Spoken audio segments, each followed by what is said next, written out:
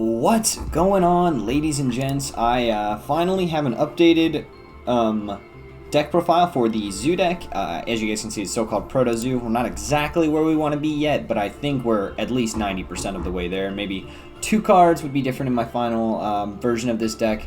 But anyway, without any further ado, I'm just going to go straight into it. So the point of this deck, and I'm sure you guys can already see it's loaded up with hand traps, you blind going second.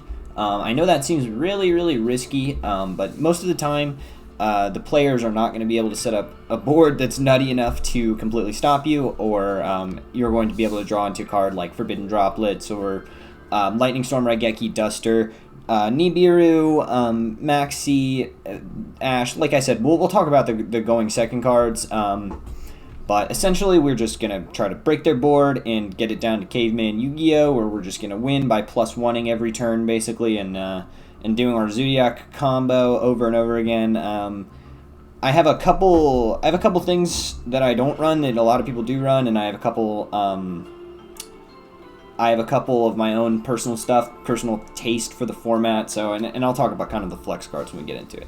But without any further ado, I'm just gonna get straight into the cards. So we run a 10 Zoodiac engine. That's pretty much it. Basically, yeah. So we run 10 Zoodiacs. If you don't know what the Zoodiac deck does, it's like an XZ spam deck, basically, that all the Zoo XYZ monsters, we'll get to them, share the same effect of being able to special summon right on top just with one Zoo monster. So we just run 10. We really just want to get one Zoo on our first turn so that we can at least set up the Trident. There's some combos with different Zoo cards will make different boards and whatnot. But we're just going to talk about each effect real quick. I'm going to talk about the best Zoos first, and we'll talk about kind of the worst Zoo later. So we run 3 Thoroughblade. Thoroughblade has the effect that if it's normal special summon, we can discard 1 Zoo card, Zoodiac card, and draw 1 card. So we run 11 Zoodiac cards because we run this 1 trap. So that's pretty sweet. And then it also gains. So that effect is useful to get cards into the graveyard as well, because a lot of our Zoo XYZs rely on cards being in the graveyard. They rely on like setup already. So Thoroughblade is really key. Probably the best card in the deck to draw. This card, or potentially the other card we'll talk about in just 1 second. But super strong. And then if you make an Xyz, if you make a Beast Warrior Xyz, it gains the effect that it deals piercing battle damage. That is usually not really going to be how you win games. You don't win the game through battle in Yu-Gi-Oh! Anyway. I mean, technically you do, but I think you guys will kind of understand what I mean. It's about advantage and grinding and making the correct plays. So the next best Zoo to draw is Ram Ram. So Ram Ram has the effect that if it's destroyed by battle or card effect, you can target 1 Zoo monster in your graveyard and special summon it. So Ram Ram requires just a little bit of setup, but typically we're going to be able to have multiple Zoo monsters in our extract or in our graveyard. And then it also gives XYZ monsters the effect that they basically, if they're targeted by a trap, we can detach 1 material and negate that activation. Not really that important. And then the third best Zoo, arguably the second best Zoo, is Whiptail. Whiptail has the super critical effect of being able to attach itself as material to any of the Zoo XYZ monsters. Essentially is all you need to worry about, and you can do that when it's in the hand or on the field. So sometimes you just need to get 1 material under a Trident or something that you perhaps revived, who knows. But being able to put more XYZ materials under cards is pretty good. And then sometimes you can even sneak lethals out of nowhere by just attaching these cards. And then all the Zoo monsters basically say that all the cards they have under them as materials that are Zoo, they gain the attack of. So you can, tack on up to 3,600 if you had 3 Whiptail in your hand onto a Zoo, which is pretty sweet. And then it also has the effect that if there's that when you use it as XYZ material, and then it has it as material, you can mandatorily, any monster that battles this card is banished. So you can out a lot of funky stuff with this as well. It's like a little one-sided DD Warrior Lady effect, quite strong. Okay, and then the last Zoo we run, this is kind of like the worst Zoo. There are some situations where it's good. So the effect is that if this card is a short battle or card effect, which you're popping your own Zoos a lot of the time, I'll go ahead and say that. So this can be used as a proactive combo piece instead of just like something you set. Basically target one zoo card in your graveyard, except for Bunny Blast, which is one of the reasons we only run the one, and then obviously I just don't think it's very good on its own. It definitely requires a lot more setup. And with not enough payoff, whereas Ram's got a lot of payoff, but this card just adds a card back to your hand. And then it gives it the effect that if it's, it's targeted by a spell, we can detach material and negate it. We don't care about that, but sometimes it's good to be able to shuffle or be able to add back, throw a blade if we needed a whip tail, or oftentimes we can shuffle the Trident back into our extra deck with this effect, so that's not bad. Basically, it's just in here to be our 10th zoo name. It's like the best zoo we can run. Whiptail is banned, so we can't run that card. And Barrage is also banned, so we can't run that card either. And then we're basically running 13 Zoodiacs because Fire Information Tenki just searches any Zoodiac we want from our deck to our hand. So there's a pretty good 2-card combo with Thoroughblade Ram. So a lot of the times, if we have one of these cards in this card, we're just looking for the other one. Perhaps I've shown off a few times the Thoroughblade Ram kind of combo you can do on turn 1 to end with Utopic Future, which we'll get into in just a minute. But that pretty much explains all the zoo cards that we're running. I'll explain the extra deck when I get to it, but now I'm going to talk about kind of the well, I guess I'll talk about the cards that are technically like go cards or like engine cards before I talk about all the going second stuff. So I run one Solemn Judgment. Don't run this, just run the second Called by the Grave, because then it's better on your second turn. It's pretty decent on turn 1. Judgment is basically just in here because I feel like everyone has a Judgment as well. That's the other thing, and I'm about 28 crafting points away from being able to make the second call by, but we'll get into that as we go on, and as I'll talk about the Zoodiac combo as well. So hopefully you guys don't mind this being in a little different style, talking about the cards and the relevance that they come up instead of just like monster spell traps. But this card basically just says target one zoo XYZ monster, attach one zoo monster from your deck as exceeds a material. That effect is pretty good. Sometimes you can save, or there was one game recently where I saved my I was able to save my Trident. I was being attacked by like an 1850 monster, and I attached combo under Trident, and it stopped the attack basically because he just didn't continue the attack. It was like an 1800 monster, so he couldn't beat over it once I attached Ram. Well, we're really running this card for the effect that we can banish this card from the graveyard, except for the turn it was sent there, of course. Target 5 zoo cards in our graveyard and shuffle them all into the deck and then draw 1. The drawing 1 is less important than the shuffling 5. Being able to recycle all of our Zoodiac cards is super sweet. If we had 30 extra deck slots, this deck would honestly be a lot better, but you burn through those zoo cards. So having this card to be able to recycle is pretty good. But this is not an essential card. This is something that I'm running because I think that fake back row is kind of good in this format right now as well, because a lot of people will just use one of their Dead Dusters or their Lightning Storms on just like a Zoodiac combo, which is terrible because I can just chain it and attach or whatever, and then it has a graveyard effect as well. So that's why I'm running that card. And then Judgment is just like the strongest card I have access to at the moment. I wouldn't consider running any of the other cards that I have. Maybe you could consider running a Droll Knockbird over a Solemn Judgment. It's just kind of up to personal preference, and sometimes having the Judgment in your deck, sometimes it's useful. Sometimes it comes up. You just draw. You just play one. You definitely won the second call by. This is a flex card. This is like the 40th card.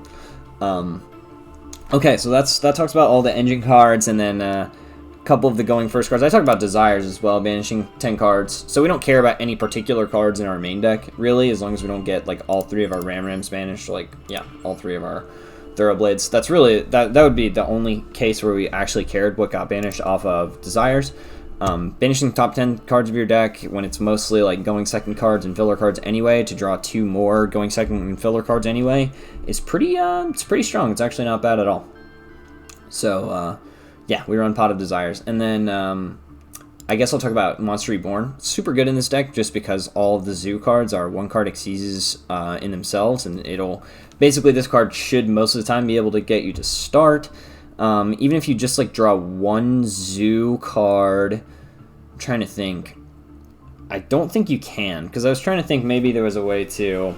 So the main problem with this deck, and the reason that there's one Xyz that's banned that is really the enabler for all of this.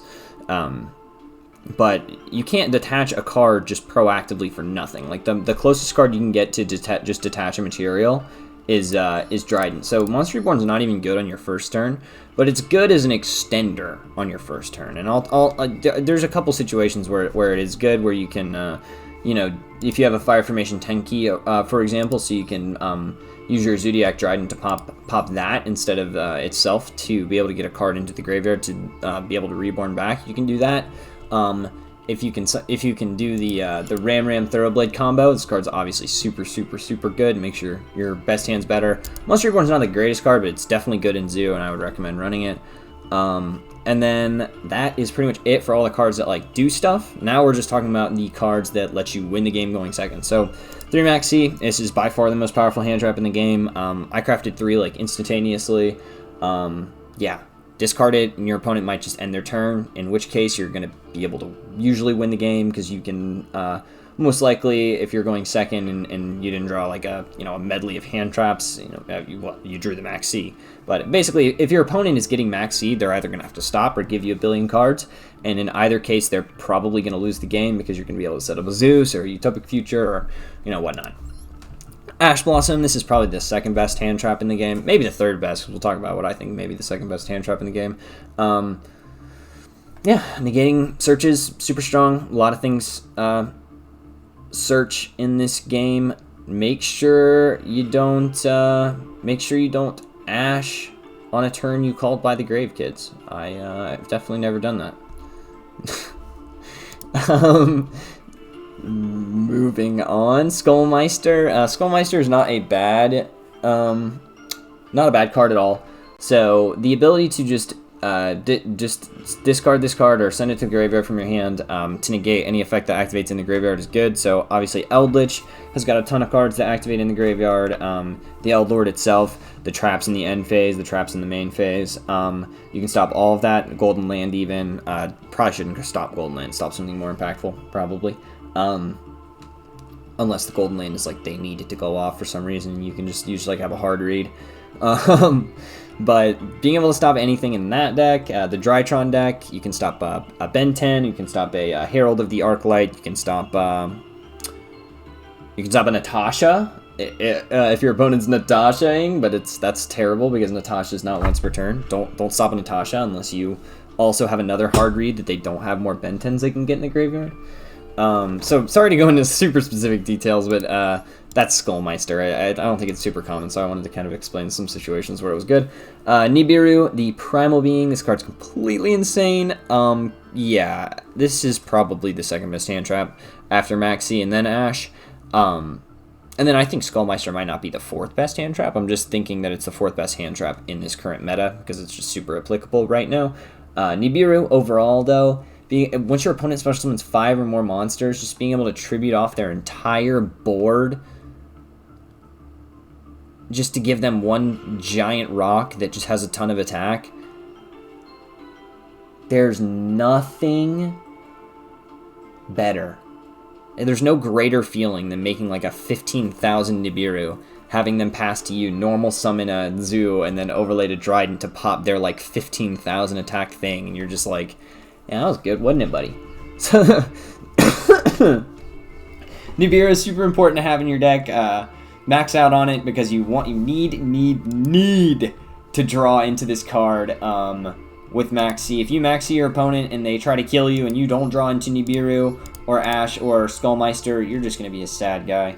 I actually lost a game because I didn't have the third Nibiru, and I had a budget option, actually, this Game Seal, the Sea Turtle Kaiju in the deck.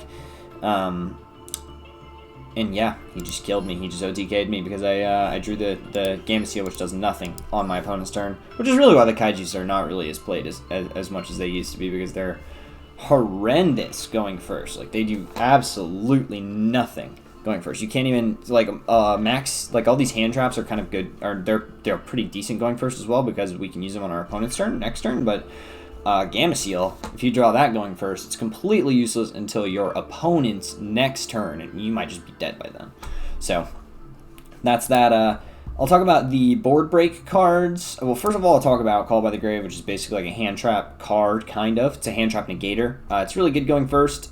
Setting it is not a bad thing. It's great against the Eldritch. It's great against Ash, Maxi, pretty much any hand trap that's going to discard itself to activate. It's also good against cards in the graveyard, obviously like the Eldritch card, and potentially Cyber Angel Ben 10 is not horrible if you can, like I said, somehow get a hard read that's going to stop their turn. Yeah, Call by the Grave's pretty good. There's pretty much, like, you can stop Rams in this deck, for example. You can if you call by my Dryden, it's pretty tough. Like, I have a hard time. I have a hard time winning. Dryden is pretty critical, so protect your Dryden, kids. Don't let it get called by. I think I've won a few games where it's been called by, but you know they definitely makes you sweat a little bit.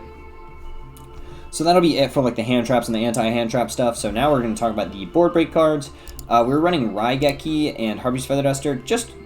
Probably just run Harpy's Feather Duster. You probably don't need Raigeki. This card is not very good. It's only ever good going second, obviously, Raigeki. This card just went to 3 in the TCG, so that should kind of give you a hint to why, its perceived power level right now in the community. I'm running it because it's a dedicated going second card. You know, you could pull this card out of the deck and pull Solemn Judgment out of the deck and put 2 Droll and Lockbirds, and I think you probably may even be happier with this list. Or you could just pull one. You just pull the Raigeki out of the list and just put a Droll in and leave the list as it is, because I already said that I want to replace the Solemn Judgment with a second call by. But ultra rares are slim to come by, so I figured I'll just keep the Raigeki in. It's good. It can draw it a negate in situations where you need to do something like that. And yeah, having no conditions on it, meaning you can deal damage to your opponent and you can have a board already, is pretty good. It's not bad. So Harpy's Feather Duster is obviously completely insane against Eldritch, anything that sets up a lot of spells and traps. Boom, pretty self-explanatory in my eyes. Next card we'll talk about is Lightning Storm. Lightning Storm is basically, we wish we could just run 4 or 5 Lightning Storm. These 2 cards are just like, they wish they were Lightning. This card doesn't wish it was Lightning Storm. This card just wishes it was Lightning Storm. This card's completely power crept by Lightning Storm. Being able to destroy either all attack position monsters your opponent controls, which includes every single link in the game, because they obviously can't put those in defense. Or to be able to have the Harpy's Feather Duster effect is completely insane. So Harpy's Feather Duster is good enough on its own. The only downside is you can only activate 1 per turn, and you can't control any face-up monsters. So we're playing a going second deck, so drawing this card is exactly the plan going second, to just blow their board up, or perhaps this needs to draw at a negate. We can get into what cards we're just trying to draw out 1 Boral Savage Dragon negate or whatnot. It doesn't protect. I don't have too many. There's a good amount of cards that just have 1 negate per turn. Against Drytron, we're not really hoping to see this card. We're actually hoping to see the next card we're going to talk about, which is Forbidden Droplet. This card is a crazy card. I originally wasn't that sold on it because I didn't think that it was so good in the meta right now, because we kind of lack a lot of really, really good combo decks outside of Drytron.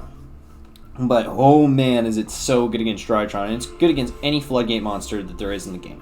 So, send any monster, I'm just going to read it. Send any number of cards from your hand and or field to the graveyard. Choose that many effect monsters your opponent controls, and until the end of this turn, their attack is halved, also their effects negated.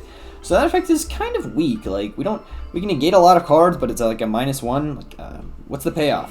Probably is what you might be thinking if you don't know the rest of this card's effect. But in response to this card's activation, your opponent cannot activate cards or the effect of cards with the same type monster spell trap as a card sent to the graveyard to activate this card. So you pay the cost. Say you send 2 monsters and a trap and a spell or something like that. Your opponent cannot activate the cards that you can't activate any cards if you send all 3, but your opponent cannot activate them. So if they have Herald of Ultimateness and you just send one monster and negate the Ultimateness, for whatever reason, that's what you decided that you're going to do, your opponent cannot activate that ultimateness in response, because you've already paid the cost of discarding the monster, so they can't negate it. And yeah, wow, this card's super good for getting over established boards. There's pretty much no card in the game that's better at doing it. Even Lightning Storm Raigeki and Harpy's Feather Duster. So Harpy's Feather Duster's got a slightly different application, but in terms of breaking a board, this card is just the best in the game. Duster and Lightning Storm both obviously have the application of being able to clear spells and traps, not necessarily boards, but Raigeki wishes it was as good as this card. Like, not being able to activate cards in response to this card is just, it's unfair. Alright, so that's the main deck. Hope I explained kind of like the meta tech choices that I'm running, and kind of how I hope to exploit everybody wanting to go first in this game, just by playing like the most hardcore going second deck of all time. So yeah, that's that. First and foremost, I'll talk about all the zoo cards. So I already mentioned earlier that all the zoo cards have the effect of being able to summon them with one zoo monster, so you can only summon one of each. That should be pretty self-explanatory. You can't just special summon all your zoo monsters. You can't just go Tiger Mortar onto Shokunai and Shokunai, Tiger Mortar. You can't just like back and forth summon like 10 to get like 40 material Zeus. Hopefully you realized that wasn't allowed, but so we're actually running 3 Tiger Mortar and 3 Shokunai. So Shokunai and Tiger Mortar are really like the best 2 cards, and they kind of just get the whole deck going. They allow the deck to grind like to infinity. I've seen a lot of deck lists only run one of each, and they opt for some link monsters that I don't think are necessarily worth the payoff that you pay to get to them. Regardless, I think that running the extra Tiger and the extra Shokunai is actually better than the like Omega Fortress card, the like 4K card that's unaffected, because I just don't think that cheesy cards like that are actually very good in Yu-Gi-Oh! Like the Super Dora Dreadnought Cannon is also kind of a bait card in Eldritch that people craft early, but you hardly ever go into the extra deck. But you really want to be making zoo cards with this deck. So we're running more zoo cards, less Asuna the Earth Charmer, which is another card that's like specifically good in the mirror match, but like terrible in all other applications. So we don't run it. So what Tiger Mortar does, without any further ado, it basically says that we can detach an XYZ material, target one zoo monster in our graveyard, and attach it to another zoo XYZ on the field. This card's awesome for reattaching things to Tridents that we special summoned with the Shokunai. So Shokunai's effect shares the same zoo effect. Obviously, they gain the attack. They are special summonable, but just once per turn that way. And then we can detach one material, special summon one zoo monster from our graveyard back to the field. So pretty much 99% of the time we make Shokunai and it's not our first turn, we are special summoning back the Zoodiac Trident. The Zoodiac Trident will be, so its effects are negated and you can't XYZ summon with it, but that's fine, we don't care. Its effects aren't negated for forever, just until the end of the turn. So when we click the end phase, our Trident will have its effect back. So yeah, that's the little combo that I mentioned. So say you have a Trident in your graveyard and you have one zoo in your hand, you just kind of normal summon the zoo, go into the Shokunai, resummon the Trident, summon the Tiger Mortar on top of the Shokunai. Tiger Mortar attach a card to the Trident. Even though its effects are negated, it can still obviously get a material, and it won't gain the stats because, like I said, its effects are negated. But we will have that pop for our next turn, and then we can overlay. We can keep overlaying more zoo cards on top. So we'll talk about the other 2 real quick. Hammer Kong is just like basically an extra zoo name. We don't really care about its card effect. It's something like other zoo monsters can't be targeted, but that's not relevant. Borbo is actually a really important good card because this card can attack directly, which is important for Zeus. If you guys don't know what Zeus says, you can only summon Zeus when we have had an XYZ monster battle. So yeah, that's Borbo. We don't care about his effect either. Neither one of these guys' effects ever come up. Just basically they're in the deck to get Zeus on the board and get more materials for Zeus. So yeah, just Zeus sacrifices, I guess. And then we'll talk about the Utopic Future package. So essentially all you need to know about F-Zero. So F-Zero actually has a not bad effect that... So first of all, you summon F-Zero with 2 XYZ monsters have the same rank. So 2 of our zoo XYZ monsters will always be what we're going to use. And I think they have different... No, they can have the same name. It doesn't matter. So rank 0. God, sorry, this card's really funny. Basically, neither player will take battle damage involving this card. And then at the end step of this card battling a monster, we actually take control of it until the end of the battle phase. So there are some funny situations where if a monster can't be like affected by card effects, or it's just like super huge, like you can't kill it, you can F0 steal it and attack them for game. So nobody ever expects the F0 to actually get used, but I figured I would just explain it because I actually think this card's super cool, and it's like a it's like you're dealing with like really jank unkillable god cards. So the next card we have in here is F0. You just make this card for free by just overlaying it right on top of the F0. And then this card essentially just says it is can't be destroyed by battle or card effects, so that's pretty good. No Raigeki, no Lightning Storm for him. We can attach 1 XYZ material from this card and negate a monster effect. If it's on the field, we just take it. So don't activate a monster effect on the field when with Utopic Draco Future. He'll just steal your card. So if you thought this card was Mr. Steal Your Girl, this card is like actually Mr. Steal Your like whole deck. So somebody activated like I don't even remember what it was. It was like a huge monster, like a 3K monster effect on the field when I had this card, and I just negated it and stole it, and he just instantly scooped. So this card's pretty good. I think in my first deck profile, I talked about how this drill driver card is actually trash, but it's not as bad as I let on. So this drill driver is only good because a lot of the times your zoo XYZs are going to have 0 attack, 0 stats, just because they're not going to have any material.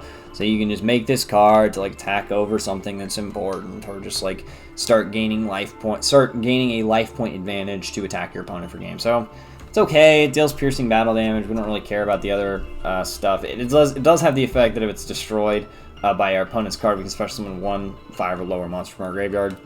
That's okay. That's cool, but we can't control what our opponent does, so we don't really care about that effect too much. But if they mirror force you, they're sad because your zoo cards are coming back out.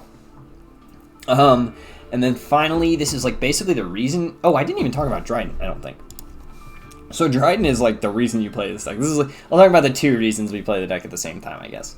It has the same zoo effect basically all the way down, but this card says that we can detach 1 XYZ material as a quick effect to pop 1 face-up card on the field. That is completely fair, right? But this card's limited for a reason. We can pop our own cards as a combo piece. So I mentioned earlier a slight combo you could do with Thoroughblade and Ram, essentially where you're normal summoning your Thoroughblade, discarding a Ram, overlaying into Chuckanai, resummoning the Ram that you just discarded with Thoroughblade, overlaying on top Zoodiac Trident, pop Ram, effect in the graveyard.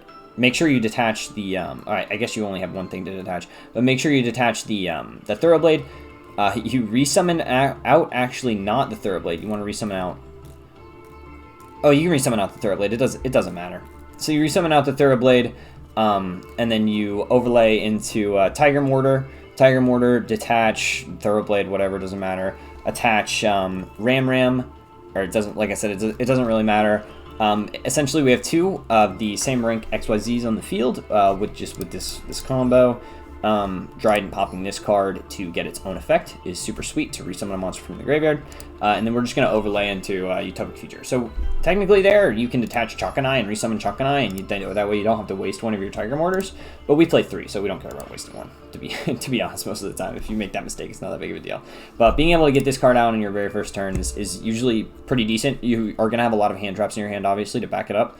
So yeah, obviously, because you're gonna have a draw as well if you're discarding a card with that. You can also do turn 1s with this card if you draw Monster Reborn or something like this. I think Monster Reborn's the only. Oh no, or if you draw Ram.